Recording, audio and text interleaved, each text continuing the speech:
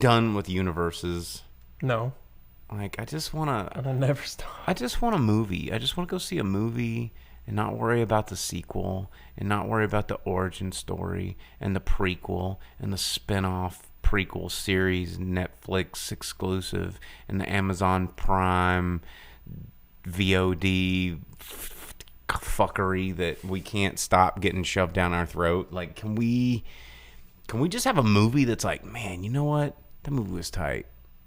Okay, I'm going to remember how tight that movie was. I might buy it on DVD. I might watch it again with my friends. Not like, oh, I saw that. What's more. And just have to constantly see more. Yeah, but you're also the same guy that likes Bill and Ted Bogus Journey. That was a sequel. And sequel. And what about Temple of Doom? That was a sequel, not a universe. I didn't like Crystal Skull. I didn't think it was necessary. I don't think we need any more. I'm just saying these movies were succinct and they It had wasn't an a ending. universe. We didn't get a short round movie. We didn't get a John Rhys Davies Adventures movie. We didn't. But you did get young Indiana Jones. We did. I know. I didn't like it that much. I think that the movies were all that we need. And you know what, though? Instead of a universe, something else in the news, less than a universe, but a galaxy. The trailer for the Picard series. Oh, yeah. On I CBS didn't get to All catch Access. it, but... There's not much to it. It's just like his father's grape vineyard, and he's tending to it because that's how the last season of Star Trek ended, was Picard going back and forth in his mind through time, and he was running the vineyard that he used to hate so much. And picking grapes. Yep. Picard picking grapes. Could be cool, man. I thought, yeah, I mean, dude, pretty much anything with Patrick Stewart is just sign me up. You know, I really like all Peace 2. He's a good dude. I remember one of my favorite Peace 2 moments was there was two. There was one on film where he's acting, and there's one where he was just being himself. But the one where he was acting was in an episode of Extras. I don't know if you've ever seen that show with Ricky Gervais. And with Liam Neeson, and they get him on their show, and oh crap, you know what I'm talking about, right? Because it has Warwick Davis. Yes, that is Extras. Yeah. Well, the episode of Extras with Patrick Stewart is he's in the trailer with Patrick Stewart, and Patrick Stewart's talking about the screenplay that he's writing about this guy that has superpowers, right? And he's just like, yeah, it's this passion project that I've really been working on for a very long time. And you know how smart he sounds, right? And he's just, talking about how he writes in his process, and the guy's like, well, tell me a little bit about it. He's like, yeah, so this guy's got these magic, mental powers, and he can see, like, make people's clothes just fall right off, and then he sees everything. And like every scenario was Patrick Stewart having this main character make the clothes of every female character fall off, and then he sees everything. And it was just seeing Patrick Stewart say that was really hilarious. The other Patrick Stewart moment that I really love is, do you guys remember, probably not, the Ice Bucket Challenge? Yeah. Yeah, the ALS Ice Bucket Challenge is my favorite movement to like reference armchair activists with. They're like, oh, I'm going to do this charity thing so people look at me being charitable. And it's like, well, did you donate the next year? I mean, the charity didn't go away. It's still there. I still need your support. Oh, no, nobody wants to see my video, so I'm not going to donate to that. But anyway, it did make a lot of money. It made a shitload of money. And Patrick Stewart, like, everyone's going around like dumping ice on people's heads, and then Patrick Stewart just like wrote a check and was like, guess what? He had the ice bucket and he took the tongs and made a drink. Made a drink with it, and he goes, yeah, I'm good. All you really have to do is just donate money. Just donate. And he was real cool about it. And yeah, Patrick Stewart, cool dude. What else in the news before we mosey into talking about what's coming out? There is a new Godzilla King of the Monsters final kind of look trailer. I recommend no one watch it. If you want to see this movie, don't watch this trailer. I'm actively avoiding it because from what I've heard this is basically just a spoiler. It's the kind of trailer that we complain about a lot on the show. Where, yeah, but dude, I need all the monsters. Go see the movie. I need this. I need this murdering thing. Just go see the movie. Like, you don't need to see the trailer of the movie of them doing it. And anyway, so yeah, well, I'm gonna watch it. Anyway, but that's because I can't wait for what next week. It's this weekend, right? Yeah. So let's just mosey into that. So yeah, let's just talk about it. I heard that so far the complaints from the critics and test audiences is that it's too much monsters fighting and not enough of the human element. So that Wait a minute. So the movie's perfect. Yeah, unlike the last one where it was like, oh, there's Godzilla like 500 miles away being slow and doing nothing, and here's a Muto, whatever that is, stupid. What is a Muto anyway? It was the who cares? The bugs from the first who cares? New one. Who cares? But everyone just kept being like, oh, look at Godzilla being thick with 3 C's. Well, Godzilla King of the Monsters coming out this weekend. It is here. I'm tired of seeing trailers for it. I want to just see the movie. Don't watch the new teaser trailer because it's super you'll see all the fights. It's like all the fights. And I think it's set to LL Cool J's Mama Said Knock You Out. And it's just monsters fighting each other. Watch it. No, don't. No, watch it after the movie. Oh, well, it's like bonus big spoiler, the monsters fight each other. Like, no, I think it actually shows like monsters getting like knocked out, like KO'd. I don't want to see that. I want to see that in the theater. Dude, as long as Mothra lives is all I'm saying. I think the trailer shows Mothra getting his ass kicked. No way, dude. Mothra can't her ass kicked. Or Mothra's ass kicked. And Mothra's going to have like little fairies come out and like sword poke. Yeah. Yeah. Well, anyway, Godzilla King of the Monsters, the very anticipated movie coming out in theaters this weekend. I know that the storyboarder has been really, really, really excited about this, and he is a huge Godzilla fan. And one of my other good friends, Chris Spagna, he has a Godzilla tattooed on his forearm. So I know a lot of people are really, really pumped about this. Going through the comments, yeah, I know we've been having some internet issues with this episode. The live stream probably going to be one of these that you're going to need to download and watch later. Dina says, don't know what you're talking about, and I didn't see a review of it if there was one, but she saw Detective Pikachu on Friday and really liked it for a variety of reasons, and we can yell at each other about it later probably. I still haven't watched it. I haven't seen it either. That's on my list of things to do. I had an incredibly busy weekend, and I had a very busy today. When picking movies yesterday, I went with a friend, and the choice was given of Pikachu or Aladdin, and it was out of my hands. And Aladdin was the one that was chosen. So. Sometimes it do be like that, though. You know? Sometimes it do. Also coming out in theaters this week, there's 2 other movies coming out that I don't think are going to be able to stand up to the King of the Monsters. Rocket Man from director Dexter Fletcher. It's, of course, a musical fantasy biography about the life and times of Elton John, who is still alive. Probably the best way to put it, yeah. Like, as far as all of these biopics go, like the Bohemian Rhapsody, where it's like, yeah, it's a biopic if you can be just as untruthful as possible, and a biopic. It's basically a superhero film. Yeah. Because they're turning, Elton John into a superhero. Unchecked autobiography where someone's like, I'm 8 foot tall and with a 2 foot penis, and I have super strength, and half Thor has nothing on me, and I'm basically the best. And everyone's like, well, I mean, it's in the book, dude. Like, it has to be true. It has to be true. Yeah, so that was Bohemian Rhapsody. So, I mean, fantasy biopic, yeah. So that's coming out this weekend. You know, though, Taron Egerton does all of the singing in this. It's not overdubbed. Nothing is like Elton John singing. It's him singing. Wow. Okay. Well, you know, I've always been impressed with Taron Egerton. I think that he is a good up-and-comer. I think we're going to see a lot more of him as he grows and gets older as a performer. He seems to have a pretty dynamic range. And his movies he can do drama. He can do comedy. He can do action. You know, Yep. And I think he's definitely one to watch. And also coming out in theaters this weekend with Octavia Spencer in the lead role of, directed by Tate Taylor, it is Ma. And this, of course, Octavia Spencer, not normally doing horror roles, doing a lot more comedies or dramedies, but she plays the role of a lonely woman who befriends a group of teenagers and kind of just decides to let them party at her house. And then when everything seems to be going okay, she starts, I guess, kind of capturing them and being a real weirdo.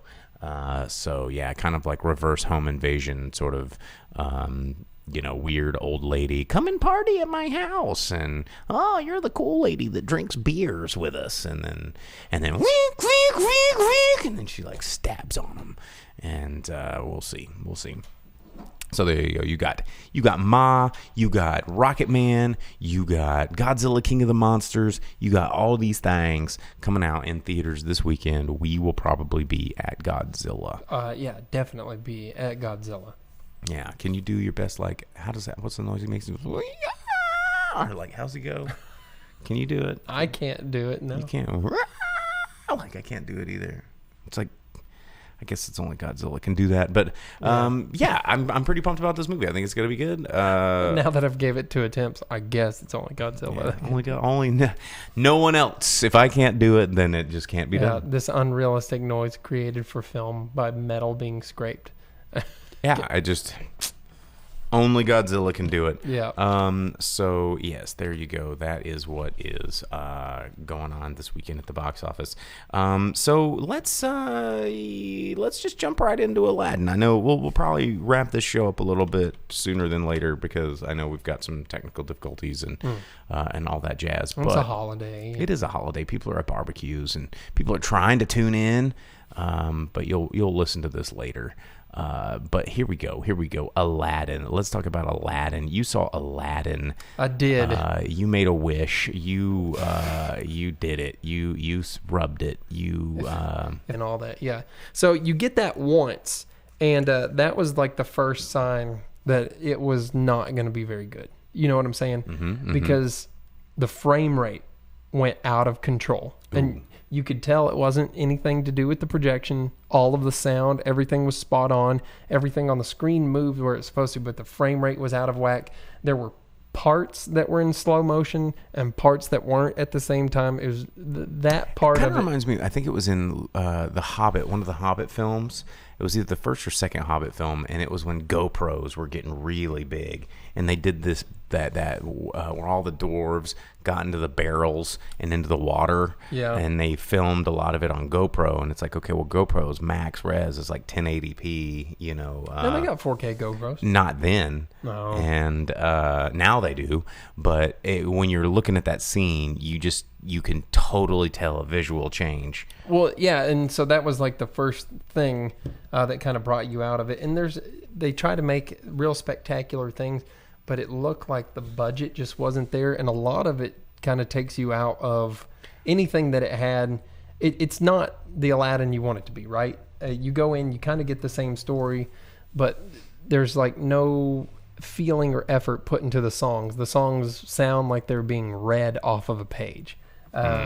The character development and the friendship of the genie and Aladdin and the carpet, they force it, and it just shows up out of nowhere with no build to it, because they decided that Jasmine needed more than one musical number. A little more jazz. To the point of she's a strong, independent woman character that don't need no man, but she definitely wants one. But I'm pretty sure that in Tales of Arabian Nights, she's being auctioned off to be married. Never mind. Her whole song is, I'm not going to be quiet. I'm going to talk and you're going to listen because I'm a girl. That's her song. This isn't me making anything up. That's her song. They debut it. It's there 2 or 3 times. So and it's not good. Wait, she sings it more than once? Yes.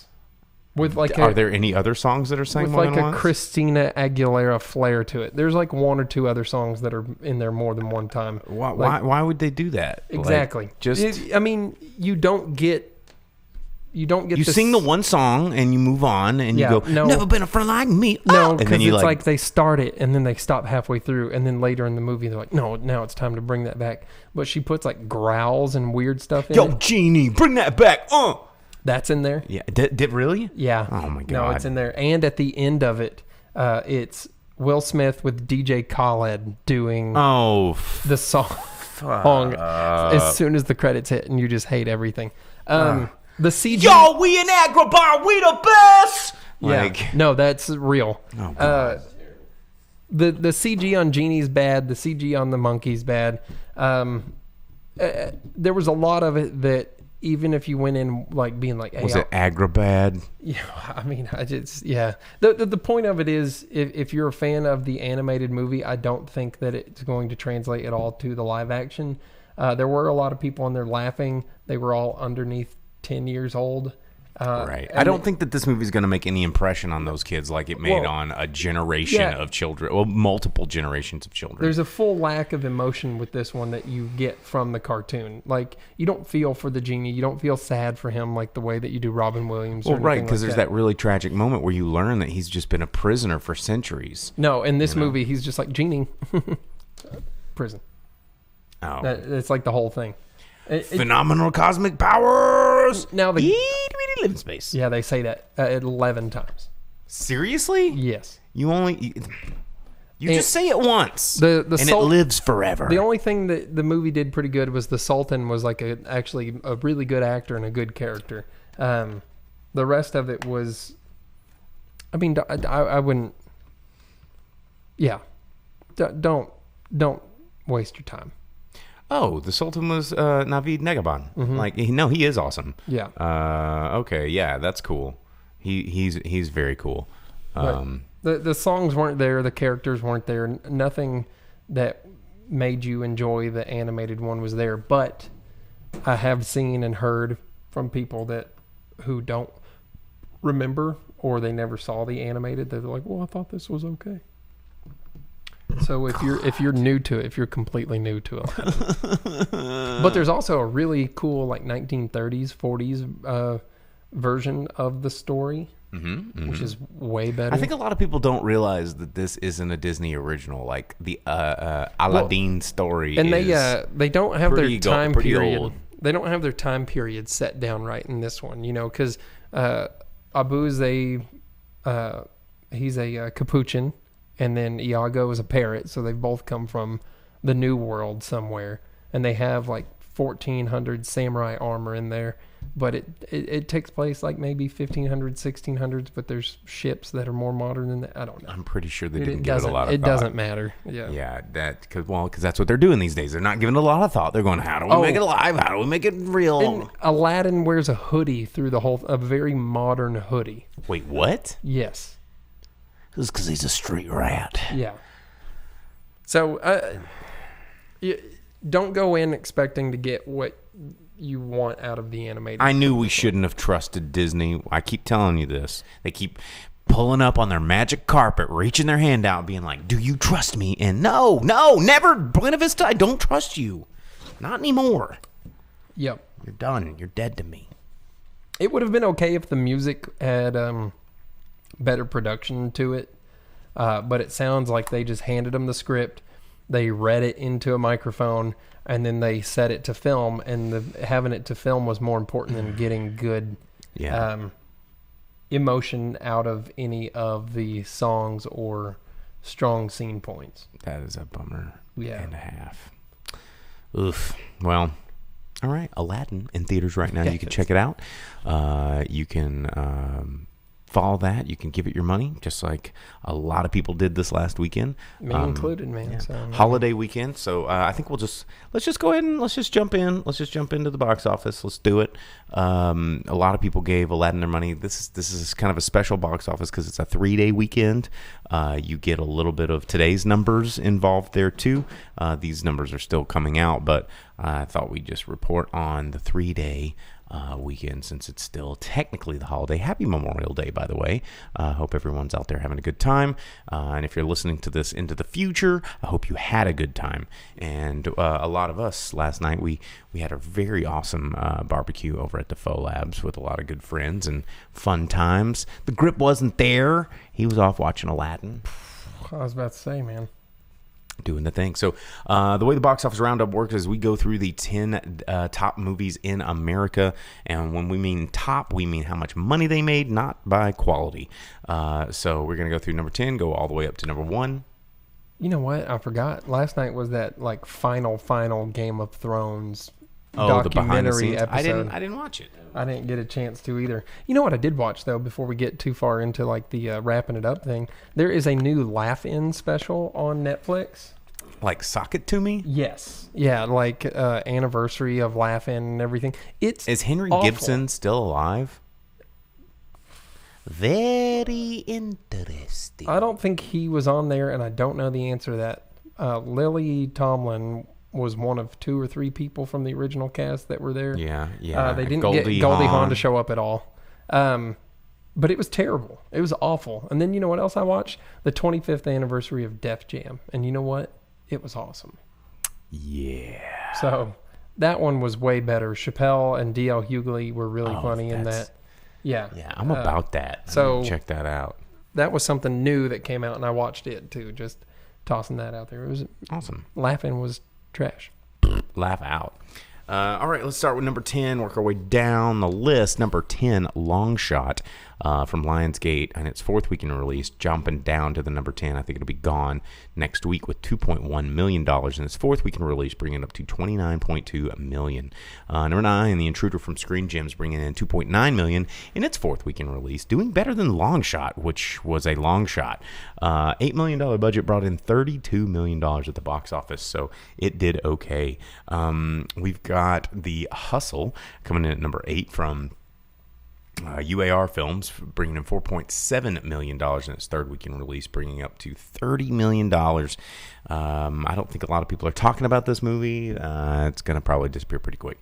Number 7, A Dog's Journey from Universal, bringing in $5.5 million in its 2nd week in release, bringing it up to $16.3 million at the box office.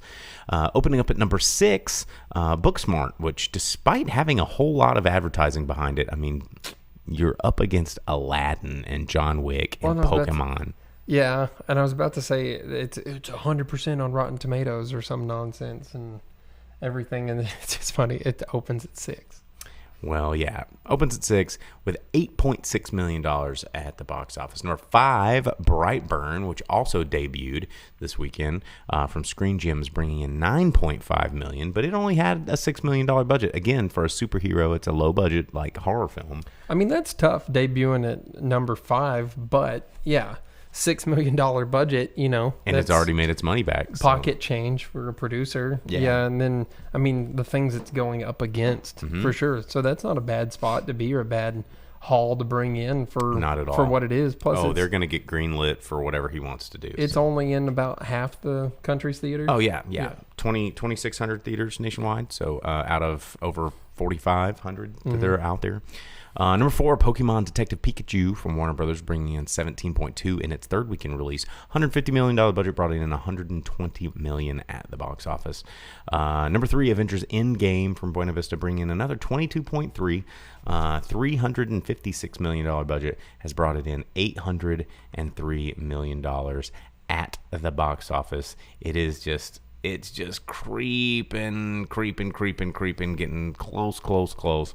It really wants to take the worldwide from Avatar, but still not quite there. It is so close. It is almost exactly $100 million behind Avatar. So we will see. We will keep you posted on that.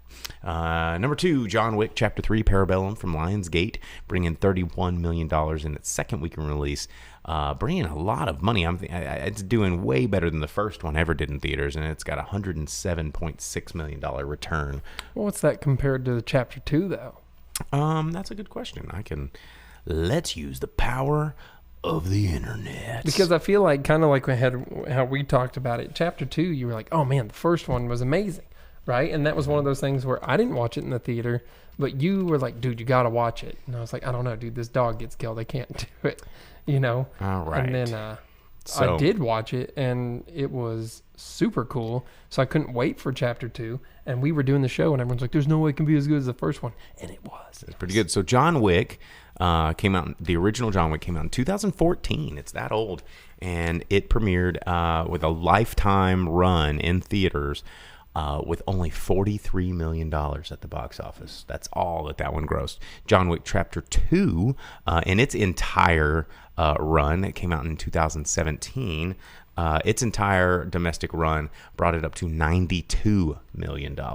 And John Wick Chapter 3 in 2 weekends has already surpassed that with $107 million at the box office. Well, hey, that's pretty good. Yeah, so, I mean, they're getting more and more money out of the deal. Well, that's good. I mean, even though I didn't like it near as much as the first two. Yeah, the franchise is growing. And, of course, the number one movie in America, to no surprise, from Buena Vista is Aladdin, bringing in $112.7 million at the box office, $183 million budget, so it did very well for itself. It's hard to believe that it has nearly $200 million with the way that it looks. It just does not look. You know, there's none of the visuals are good. So, but... Hey, I don't think it's going to end up being the next Beauty and the Beast. It's got hype. No, it most certainly won't be the next Beauty and the Beast. I just think that we're going to forget about it just as fast as we got excited about it. What was the last live action they tried to do before this one? Oh, man. Dumbo. Yeah, Dumbo was literally in theaters like a month and a half ago. So Dumbo's total gross is $112 million, and in Aladdin one weekend. Did it in 1 weekend. Yep. Well, interesting. Tim Burton versus... well, it's a hype machine. Like, Aladdin is a stronger